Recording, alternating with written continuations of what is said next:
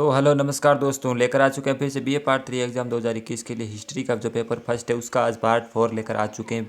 Part 3 पहले ही upload हो चुके हैं, चैनल पर आप देख सकते हैं, प्ले लिस्ट बनी हुई है सारे के सारे सब्जेक्ट की बीए थर्ड ईयर से रिलेटेड। ठीक है, और ये जो वीडियो है वो सभी यूनिवर्सिटीज़ के एग्ज़ाम के लिए बहुत ही इंपॉर्टेंट शुद्ध जो है काम आने वाला है। ठीक है, पार्ट 4 है और ये मेरे द्वारा लिखी गई है। ये जो PDF है आप डाउनलोड कर सकते हैं मेरे टेलीग्राम चैनल से, जहाँ की लिंक है आपको डिस्क्रिप्शन में दी हुई मिलेगी। तो चलिए अगला प्रश्न है 91 हमने कल कर लिए थे, आज हम 92 से शुरू करते हैं। तो प्रश्न है, बंगाल के द्वैध शासन की प्रमुख विशेषताएं क्या थी? तो बंगाल में निजामत के अधिकार नवाब के हाथों में तथा दीवानी के अधिकार अंग्रेजी कंपनी के हाथों में रखे गए द्वैध शासन के द्वारा। अगला प्रश्न देखते हैं, रेगुलेटिंग एक्ट का महत्व बताइए। तो कंपनी के जो राजनीतिक अस्तित्व को स्वीकार कर लिया गया रेगुलेटिंग एक्ट के द्वारा। और दूसरा है, रेगुलेटिंग एक्ट ने ब्रिटिश भारत के लिखित संविधान प्रणाली को शुरू किया। इसी से भारत के संविधान का जो शुरुआत है वो मानी जाती है लिखित रूप में। अगला प्रश्न देखते हैं, सहायक संधि किसने शुरू की? सहायक संधि प्रथा तो ये लॉर्ड वेलेस्ली ने शुरू की थी सहायक संधि, जिसमें राज्यों को मतलब संधियों के द्वारा अपने में मिला लिया जाता था। तो अगला प्रश्न है, लॉर्ड वेलेस्ली द्वारा किन्हीं दो राज्यों से की गई सहायक संधियों का उल्लेख कीजिए। तो इसने एक तो हैदराबाद के निजाम से सबसे पहले संधि की और दूसरा है अवध के राज्य से। ये इस पर जबरदस्ती सहायक संधि थोपी गई थी। अगला प्रश्न देखते हैं, ए लगाव नीति से क्या तात्पर्य है? तो अधीनस्थ लगाव की नीति राज्यों को अधीन करके उन्हें अन्य राज्यों से अलग कर देने की नीति थी, यही लगाव की नीति थी। अगला प्रश्न देखते हैं, रहमत अली चौधरी कौन था और वह किस लिए प्रसिद्ध हुआ?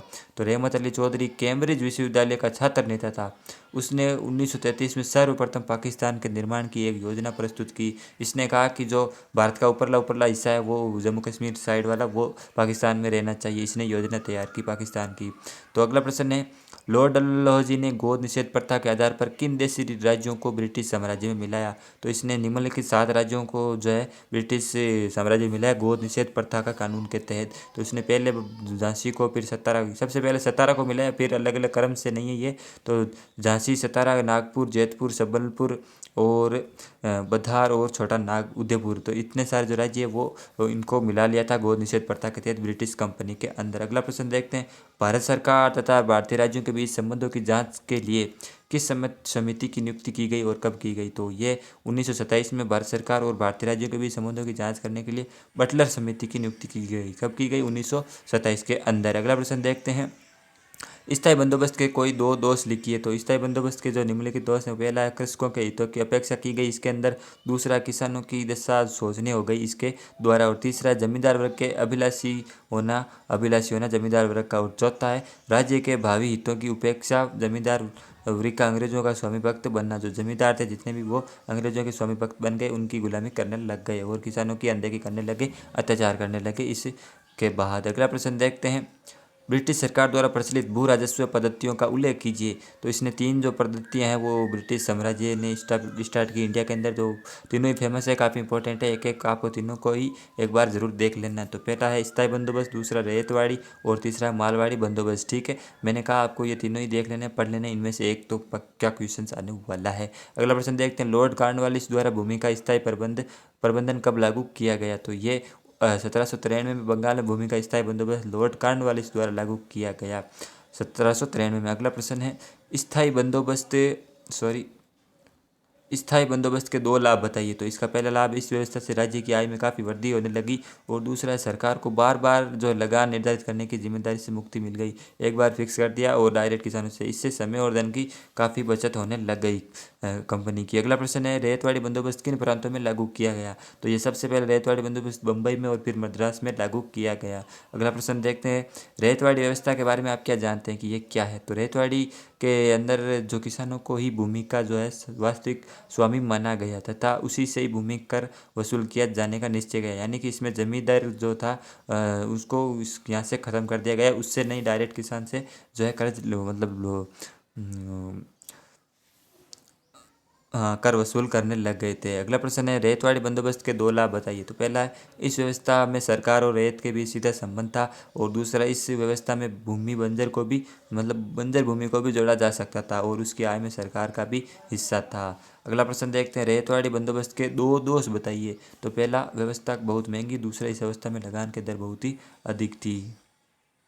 अगला प्रश्न, मालवाड़ी बंदोबस्त किन प्रांतों में लागू किया गया? तो ये आगरा, मध्य प्रदेश, पंजाब आदि प्रांतों में लागू किया गया मालवाड़ी बंदोबस्त। अगला प्रश्न देखते हैं, मालवाड़ी भूमि राजस्व व बंदोबस्त के 3 परिणामों का वर्णन कीजिए। तो इसके पहला जो परिणाम है, इस व्यवस्था में भूमि कर बहुत अधिक निर्धारित किया गया, जिससे किसानों की आर्थिक दशा शोचनीय हो गई। और दूसरी, भूमि का स्वामित्व बदलते रहने से किसानों पर घातक प्रभाव पड़ा। तीसरा, अनेक जमींदारों को अपने भूमि अधिकारों से वंचित होना पड़ा इस मालवाड़ी भूमि राजस्व के तहत। अगला प्रश्न देखते हैं, धन निष्कासन से आप क्या समझते हैं? धन निष्कासन का सिद्धांत काफ़ी प्रचलित है और काफ़ी इंपॉर्टेंट भी है। तो धन निष्कासन से तात्पर्य उस धन से जो भारत से इंग्लैंड भेजा जाता था, किंतु उसके बदले में भारत को कुछ भी प्राप्त नहीं होता था। ये 2 प्रकार से बांटा जाता था धन, एक तो मुद्रा के रूप में जाता था और दूसरा जाता था पदार्थों के रूप में, कच्चे माल के रूप में। अगला प्रश्न देखते हैं, धन निष्कासन के 4 परिणाम बताइए। तो लघु और कुटीर उद्योग इसका विनाश होने लग गया इससे धन निष्कासन के तहत। और दूसरा, भारत को गरीबी जो है उसकी वृद्धि होने लगी, गरीब लोग बढ़ने लगे। और तीसरा है, भारत में विदेशी पूंजी का एकाधिकार होने लग गया, डायरेक्ट ब्रिटिश साम्राज्य है उसी का एकाधिकार होने लगे, क्योंकि ब्रिटिश लोग हैं जो सारा सामान, कच्चा माल ब्रिटिश में ही भेज देते थे और वहाँ से केवल जो धन मिलता वो अपने देश में लगा देते, भारत को कुछ भी प्राप्त नहीं होता। अगला चौथा है, भारतीय के कृषि का जो पिछड़ापन, क्योंकि किसानों का है जो सोचना इस दशा वो सोचनी हो गई थी उसके बाद से। अगला प्रश्न है, भारतीय राष्ट्रीय कांग्रेस का प्रथम अधिवेशन कब और कहाँ हुआ? तो भारतीय राष्ट्रीय कांग्रेस का जो पहला अधिवेशन है वो 28 दिसंबर को हुआ मुंबई के अंदर, 1885, यानी 28 दिसंबर 1885 मुंबई के अंदर। ठीक है। अगला प्रश्न है, राष्ट्रपिता महात्मा गांधी ने असहयोग आंदोलन वापस लेने का निर्णय क्यों लिया? तो महात्मा गांधी ने जो ये वापस लिया, 5 फरवरी 1922 को चोरा चौरी नामक स्थान पर एक उत्तेजित भीड़ ने पुलिस थाने को आग लगा दी, जिससे एक थानेदार और 21 सिपाही जलकर मर गए। इस हिंसात्मक घटना के कारण गांधी जी ने असहयोग आंदोलन को वापस लेने का निर्णय कर लिया था। अगला प्रश्न देखते हैं, साइमन कमीशन का भारत में विरोध क्यों हुआ? तो भारत में विरोध इसलिए हुआ क्योंकि उसके जो सभी 7 सदस्य अंग्रेजी थे, इसमें एक भी सदस्य भारतीय नहीं था, इसलिए भारत में इसका विरोध हुआ। अगला प्रश्न देखते हैं, 4 प्रमुख उदारवादी नेताओं के नाम लिखिए। तो पहला था दादू भाई नौरोजी, सुरेंद्रनाथ बनर्जी, तीसरा फिरोज शाह मेहता, चौथा गोपाल कृष्ण गोखले। ठीक है। एक तो उदारवादी और एक नरम दल के उग्रवादी। ठीक है, 2 प्रकार के नेता थे उस समय। तो अगला प्रश्न देखते हैं, गांधी इरविन समझौता क्या था? काफ़ी इंपॉर्टेंट प्रश्न है हर तरह से, एक तो पूना समझौता और एक गांधी समझौता। ठीक है, काफ़ी इंपॉर्टेंट प्रश्न है। तो 5 मार्च 1931 को गांधी और भारत के वायसराय इरविन के बीच हुआ यह समझौता गांधी इरविन समझौता कहलाता है। इस समझौते के अनुसार कांग्रेस ने अपने सविनय अवज्ञा आंदोलन को समाप्त करना स्वीकार कर लिया और ब्रिटिश सरकार ने भी राजनीतिक बंदियों को रिहा करना स्वीकार कर लिया था गांधी इरविन समझौते के तहत। ठीक है। अगला प्रश्न है, उदारवादियों के सबसे महत्वपूर्ण योगदान को बताइए। तो उदारवादियों ने भारतीयों में राष्ट्रीय भावना का प्रसार किया, उन्होंने ब्रिटिश सरकार की दुर्बलताओं को उजागर किया और भारतवासियों को राजनीतिक शिक्षा प्रणाली विकसित की, उन्होंने भारतीय स्वतंत्रता संग्राम की पृष्ठभूमि तैयार की उदारवादी नेताओं ने। अगला प्रश्न देखते हैं, उन घटनाओं का उल्लेख कीजिए जिनके कारण महात्मा गांधी भारत जाने के पश्चात अंग्रेजों के विरुद्ध विद्रोही बन गए थे। तो पहला था ब्रिटिश सरकार द्वारा रॉलेट एक्ट पास करने के कारण, दूसरा जलियांवाला बाग हत्याकांड हुआ, तीसरा पंजाब की जनता पर अमानुषिक अत्याचार, चौथा खिलाफत आंदोलन आदि घटनाओं ने गांधी जी को अंग्रेजों के विरुद्ध बना दिया था। उससे पहले तो गांधी अंग्रेजों के समर्थक थे, उसके साथ ही थे। अगला प्रश्न देखते हैं, जलियांवाला बाग हत्याकांड कब और कहाँ हुआ? तो 13 अप्रैल 1919 को। बहुत ही पॉपुलर और ये जो है बहुत ही फेमस इंटरेस्टिंग क्वेश्चन है और इम्पोर्टेंट भी क्वेश्चन है ये जलियांवाला बाग हत्याकांड। 13 अप्रैल 1919 को अमृतसर के जलियांवाला बाग में ब्रिटिश सरकार की दमनकारी नीति के विरोध में एक सार्वजनिक सभा आयोजित की गई थी भारतवासियों के द्वारा। इस अवसर पर जनरल डायर ने बिना चेतावनी दिए भीड़ पर गोलियां चलाई, जिससे सरकारी रिपोर्ट के अनुसार 379 व्यक्ति मारे गए तथा 1200 व्यक्ति घायल हो गए। ये सरकारी रिपोर्ट है, अलग अलग लोग अलग अलग बताते हैं। सरकार ने इसको, सरकारी तो वही तो ब्रिटिश लोग थे तो इसको कम ही बताया, इससे जलियांवाला बाग की घटना कहते हैं। अगला प्रश्न देखते हैं, सांप्रदायिक एकता हेतु गांधी जी के योगदान को संक्षेप में लिखिए। तो सांप्रदायिक एकता के लिए गांधी जी ने खिलाफत आंदोलन का समर्थन किया, उन्होंने सांप्रदायिक पंचायत के विरुद्ध यरवदा जेल में आमरण अनशन किया। अंत में डॉक्टर अंबेडकर और गांधी के बीच पुनः समझौता हुआ। गांधी जी ने भारत विभाजन का घोर विरोध किया और सांप्रदायिक दंगों के विरुद्ध आमरण अनशन किया। ठीक है। अगला प्रश्न देखते हैं, दांडी यात्रा के बारे में आप क्या जानते हैं या नमक मार्च क्या है? तो ये भी इंपॉर्टेंट क्वेश्चन है। सविनय अवज्ञा आंदोलन शुरू करने के लिए गांधी जी ने 12 मार्च 1930 को अपने 79 कार्यकर्ताओं के साथ साबरमती आश्रम से दांडी समुद्र तट की ओर प्रस्थान किया। गांधी जी 200 मील की यात्रा पैदल तय करके 24 दिनों के बाद दांडी पहुंचे। इसे क्या कहते हैं? दांडी यात्रा कहते हैं, इसे ही नमक मार्च कहते हैं। ठीक है। अगला प्रश्न देखते हैं, क्रिप्स मिशन भारत में कब और क्यों आया?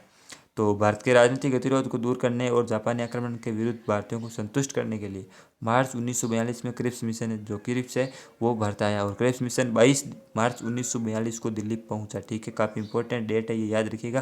क्रिप्स मिशन भारत का पहुंचा। अगला प्रश्न देखते हैं।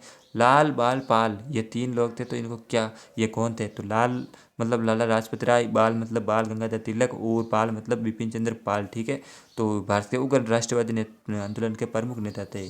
उन्होंने भारत में उग्रवादियों जो उग्रवादी विचारधारा के पश्चाता भारतीय राष्ट्रीय आंदोलन में महत्वपूर्ण भूमिका निभाई। ये उग्रवादी थे और एक उदारवादी नेता थे, जिसका प्रश्न आप पहले देख चुके हैं।